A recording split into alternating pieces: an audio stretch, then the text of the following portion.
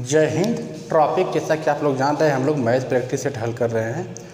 जो भी आगामी परीक्षा है आपको उसमें काफ़ी लाभ मिलने वाला है। देखिए, जब भी कोई भी पेपर हो, पेपर से कुछ दिन पहले आप प्रैक्टिस सेट हल करना शुरू करिए। प्रैक्टिस सेट हल करेंगे तो आपके हर टॉपिक से सवाल एक दो आपसे आएंगे और आपको उसमें काफ़ी लाभ मिलेगा। इसलिए हम लोग बिना विलंब किए स्टार्ट कर रहे हैं पहला क्वेश्चन से।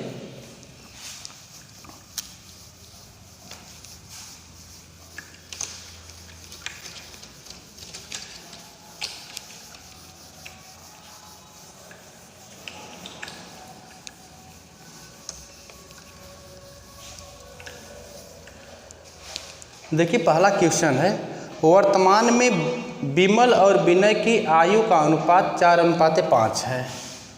क्वेश्चन है, वर्तमान में विमल और विनय की आयु का अनुपात 4:5 है। 6 वर्ष बाद विमल की आयु 26 वर्ष हो जाएगी। 6 वर्ष बाद विमल की आयु 26 वर्ष हो जाएगी। 26 वर्ष हो जाएगी। तो वर्तमान में विनय की आयु बताइए। तो वर्तमान में विनय की आयु बताइए। पूछ रहा है, विकल्प आपके सामने है, 20 वर्ष, 21 वर्ष, 25 वर्ष और है आपका 30 वर्ष। यह 4 विकल्प है। अब देखिए, इस सवाल को हल करने के लिए हम लोग क्या करेंगे, विमल और विनय है ना। देखिए, यहाँ पर हम विमल लिख रहे हैं और यहाँ विनय है। इनकी आयु का अनुपात 4:5 है, तो यानी ये 4 है तो यह 5 है। यह अनुपात दिया है, इसको हम मान लेंगे यह 4x है और यह 5x है। फिर क्वेश्चन में कह रहा है कि 6 वर्ष बाद, जब 6 वर्ष बाद बोल रहा है तो 6 वर्ष बाद जब बोलता है तो हम +6 करते हैं। तो कह रहा है 6 वर्ष बाद विमल की आयु 26 वर्ष हो रही है, यानी विमल कौन है, यह है। तो 4x में +6 कर देंगे, क्योंकि 6 वर्ष बाद बोला है। तो 6 वर्ष बाद जब बोलेगा तो 4x में हम +6 करेंगे और कह दिया है कि 6 वर्ष बाद विमल की आयु 26 वर्ष हो जाएगी, यानी इसके बराबर क्या हो जाएगा, 26। अब इसको जब हम हल करेंगे तो यह 4x है, इधर 26 है, यह प्लस है, इस पार जाएगा तो माइनस हो जाएगा। अब 26 में से 6 घटाएंगे तो 20 होगा, इधर हो गया 4x, 4 से काटिए, 4 5 20, यानी x का मान आ गया 5। तो हमसे पूछा क्या है, तो वर्तमान में विनय की आयु बताइए। विनय कौन है, विनय देखिए यह है 5x। अब इसका जब हम यह 5 रखेंगे और x का मान आया है 5, यहाँ 5 रख देंगे तो 25 वर्ष। विनय की आयु क्या हो जा रही है भाई, 25 वर्ष। विकल्प कौन सा सही हुआ, तीसरा वाला। हमको लग रहा है क्वेश्चन समझ में आ गया होगा। स्क्रीनशॉट लीजिए, उसके बाद हम लोग आगे देखेंगे।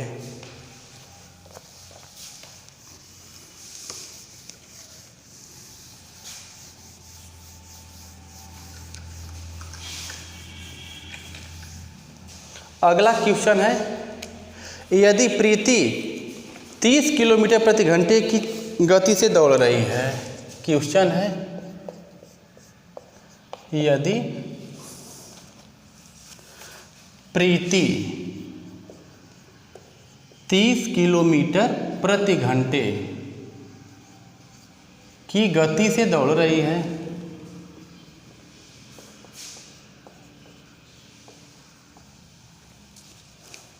तो उसे 500 मीटर की दूरी तय करने में कितना समय लगेगा।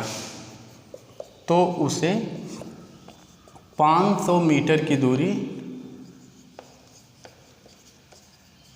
तय करने में कितना समय लगेगा।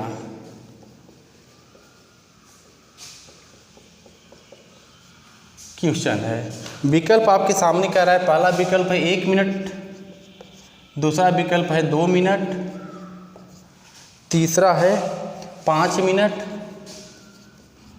और चौथा है 6 मिनट। अब इस सवाल को हम जब हल करेंगे तो देखिए लिखेंगे चाल बराबर दूरी बटा समय। अब आपको पता है यदि प्रीति 30 किलोमीटर प्रति घंटे की गति से दौड़े तो चाल क्या है 30 किलोमीटर प्रति घंटा, तो हम चाल की जगह रखेंगे 30। दूरी क्या बोल रहा है कि 500 मीटर दूरी तय करने में कितना समय लगेगा, दूरी की जगह रखेंगे 500 और यह समय हमसे पूछ रहा है। अब देखिए इधर मीटर है तो यह सेकेंड में आएगा, नहीं मीटर प्रति सेकेंड में आएगा, और चाल हमसे दे दिया किलोमीटर प्रति घंटा में। तो कोई भी चाल अगर किलोमीटर प्रति घंटा में है तो इसको हम मीटर प्रति सेकेंड में बदलने के लिए क्या करते हैं 5/18 से गुणा करते हैं। इसमें हम 5/18 से कर देंगे गुणा, तो यह जो किलोमीटर प्रति घंटा था यह मीटर प्रति सेकेंड हो जाएगा। इसका कैलकुलेशन कर लीजिए, देखिए 0 से 0 कट जाएगा, 3 छक 18 हो गया, और 5 से काटेंगे तो 5 दहा 50, और इसका गुणा करेंगे 6 का 10 में तो 10 छका 60। यह 60 क्या आया समय, और सेकेंड में आ गया, 60 सेकेंड का समय लगेगा। अब देखेंगे विकल्प में तो मिनट में दिया है, तो 60 सेकेंड अगर लग रहा है तो आपको पता है कि 1 मिनट में 60 सेकेंड होता है, तो 60 सेकेंड यानी 1 मिनट। आंसर आपका कौन सही है, पहला विकल्प सही है, 1 मिनट का समय लगेगा। आप इसमें 60 से भाग दे दीजिए, काटेंगे तो 1 आएगा, 1 मिनट। हमको लग रहा है क्वेश्चन समझ में आ गया होगा, इसकी शॉट ले लीजिए, इसके बाद हम आगे बता रहे हैं।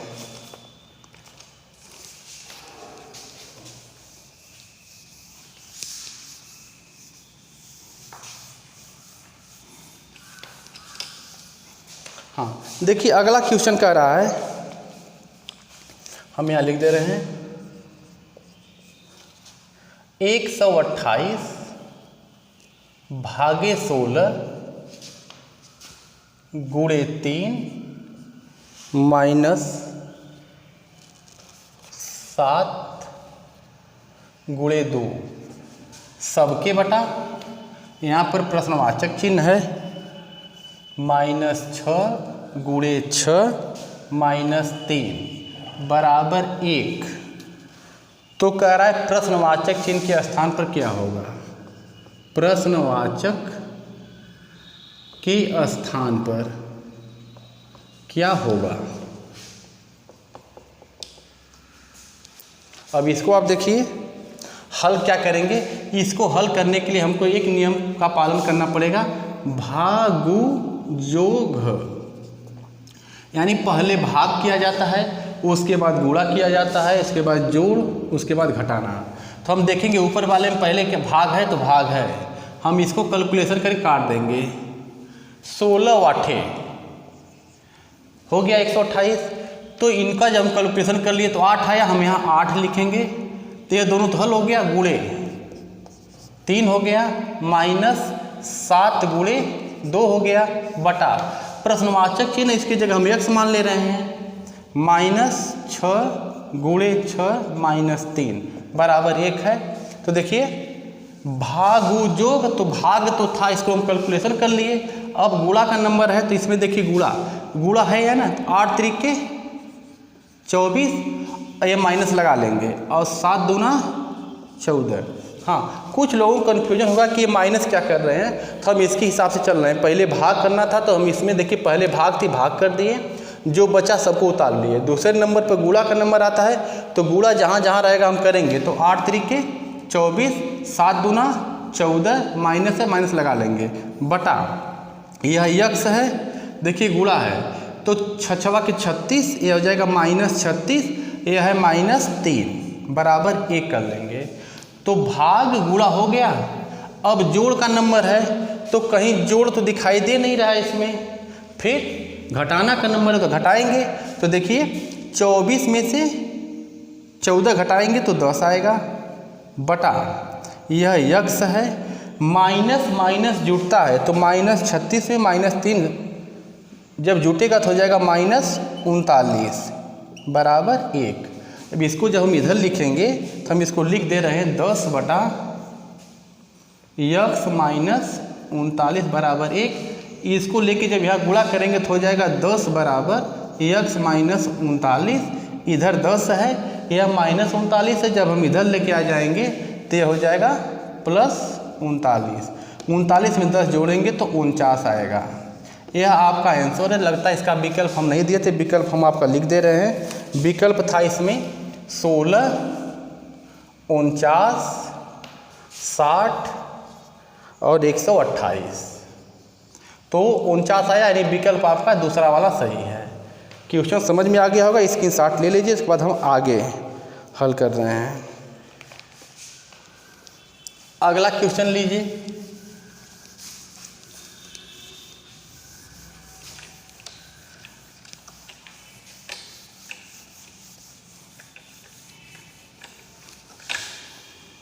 अगला क्वेश्चन है, किसी परीक्षा में 1000 लड़के और 600 लड़की। क्वेश्चन है, किसी परीक्षा में 1000 लड़के और 600 लड़कियां ने भाग लिया।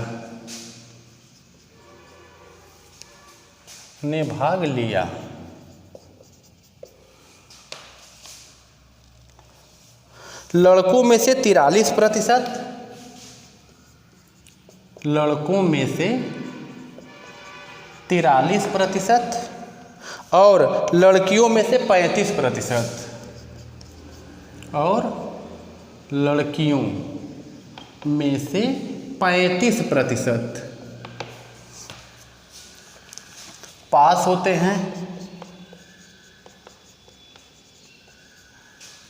हैं। तो कह रहा है फेल होने वाले छात्रों का कुल प्रतिशत बताइए। फेल होने वाले छात्रों का कुल प्रतिशत क्या है? कुल प्रतिशत पूछ रहा है भाई।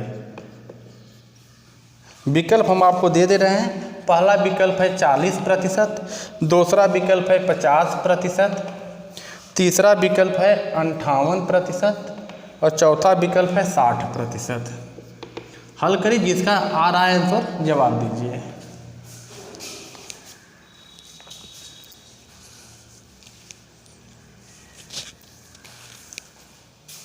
हाँ देखिए, इस सवाल को हल करने के लिए लड़के कितना है? लड़के तो कह रहा लड़के 1000 हैं और लड़कियां कितनी हैं? लड़की इसमें है 600। कह रहा है कि पास कितने हैं? 43% पास है और यहाँ पर 35% लड़की पास है। हमसे कह रहा है फेल होने वाले छात्रों का कुल प्रतिशत बताइए। तो यह तो डाटा पास का है, यानी 43% पास हैं। किसी परीक्षा में अगर 43% पास हैं तो एक चीज़ ध्यान रखिएगा, हम खास करके उनको समझा रहे हैं जो बिल्कुल ही मैथ में कमज़ोर हैं। अगर कोई भी चीज़ 100% होती है, अगर 43% पास है तो जाहिर सी बात है 57% क्या है? फेल है। क्या किया जाता है? 100 में से 43 घटा देंगे। जब 100 में से 43 घटाएंगे तो 57 आएगा। अच्छा, 35% पास हैं लड़कियां, तो 100 में से 35 घटा दीजिए, 65% यह फेल हो जाएंगी लड़कियां। यहाँ तक बात हमको लग रहा है समझ में आ गया होगा। हमेशा ध्यान रखिएगा, कोई भी चीज़ 100% होती है, जब इसमें 43% पास हो रहे हैं तो आप 100 में से 43 घटा दीजिएगा, 57% आएगा। 57% फेल। यहाँ कह रहा 35% पास हैं तो 100 में से 35 घटाएंगे तो आपका 65% आएंगे फेल। हमसे कह रहा है फेल होने वाले छात्रों का कुल प्रतिशत बताइए। तो फेल तो यही है छात्र, इसको आप कैलकुलेशन करके हल करेंगे। तो देखिए, जब इसको हम हल करेंगे तो 1000 जो लड़के हैं उसमें लड़के कितना फेल हैं? 57%। इसका हम 57% निकालेंगे तो 2 0 से 2 0 कट जाएगा। 57 का 10 में गुणा करेंगे तो 570। ये कौन आ गए? लड़के हैं। अच्छा, लड़कियां क्या हैं? 600 हैं। 600 में कितना फेल है? 65%। 65/100 करेंगे तो 2 0 काटेंगे, 6 से 65 में गुणा करेंगे। अगर 6 से 65 में हम गुणा कर दे रहे हैं तो आएगा 390। गुणा भाग देखिए आपकी जिम्मेदारी है, थीम हम आपको समझा दे रहे हैं। तो 570 लड़के फेल हैं और 390 लड़कियां फेल हैं, तो कुल टोटल मिला के कितना फेल हो रहे हैं? अगर कुल टोटल देखेंगे तो 570 प्लस 390, 570 प्लस 390 आप जोड़ लीजिए टोटल, तो हो जाएगा आपका 960 आ रहा है। कुल कितने फेल हैं छात्र? तो 960 हैं। लेकिन हमसे यह नहीं पूछा कि कुल कितने फेल हैं, पूछ रहा है कि उनका प्रतिशत बताइए। तो देखिए टोटल मिला के कुल कितने हैं? 1000 लड़के हैं और 600 लड़कियां हैं, तो 1000 लड़के और 600 लड़कियां जोड़ेंगे तो कुल मिला के हो जाएगा 1600। 1600 में कितने लोग फेल हैं? 960। इसलिए एक पर जब करेंगे तो 960 बटा 1600 आ जाएगा। इसलिए प्रतिशत पूछता तो हमेशा 100 पर निकाला जाता है, गुणे 100 कर देंगे और 100 से काटेंगे तो 00 से 00 कैंसिल, 16 छक्का 96, 1 0 बच गया। यानी 60% लोग क्या कुल छात्र क्या है? फेल हैं। विकल्प आपका कौन सा सही है? चौथा है। अब समझ में आ गया हो तो स्क्रीनशॉट लीजिए, इसके बाद हम लोग अगला क्वेश्चन देख रहे हैं।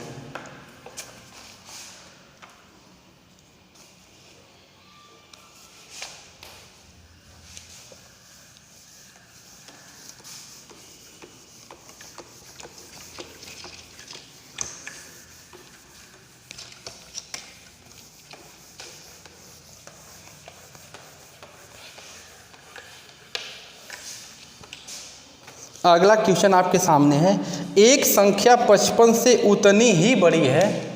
क्वेश्चन है, एक संख्या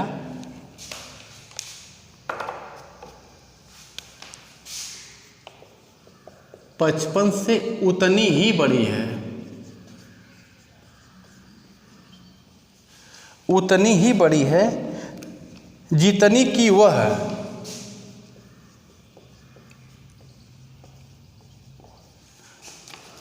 79 से छोटी है।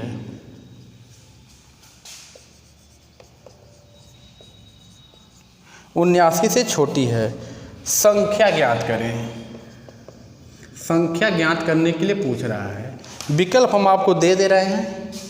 पहला विकल्प है 59, दूसरा है 63, तीसरा है 65 और चौथा है 67। देखिए ऐसे सवाल को आप विकल्प के हिसाब से भी हल कर सकते हैं, लेकिन इसका कैलकुलेशन हम कैसे करेंगे? करें माना 55 से जो संख्या बड़ी है वो कितना है? यक्स बड़ी है, तो संख्या क्या हो जाएगी? 55 प्लस यक्स। यहाँ तक तो किसी को दिक्कत नहीं हो रही होगी। अब 55 प्लस यक्स जो यह संख्या है कह रहा है 79 से उतनी छोटी है, तो हम क्या करेंगे? यहाँ जो 79 है इसमें से x घटा देंगे। तो जब यह हो गया तो देखिए यह इधर प्लस x है, ये माइनस x, इधर जाएगा तो ये हो जाएगा प्लस x, और इस साइड 79 है, यह प्लस है, उधर जाएगा तो माइनस हो जाएगा। यानी 79 में से 55 घटाएंगे तो 9 में से 5 जा 4 और 7 में से 5 जा 2, इधर हो गया x मिल के 2x, काट दीजिए, 2 1 कम 2, 2 दूना 4, x बराबर 12 आ गया। तो हमसे पूछा संख्या बताइए, संख्या क्या है? 55 प्लस x, यही ना है। तो 55 में अगर हम 12 जोड़ेंगे तो कितना हो जाएगा? 67। यही आपका आंसर है। हमको लग रहा है विकल्प चौथा सही है। समझ में आ गया होगा तो स्क्रीनशॉट ले लीजिए।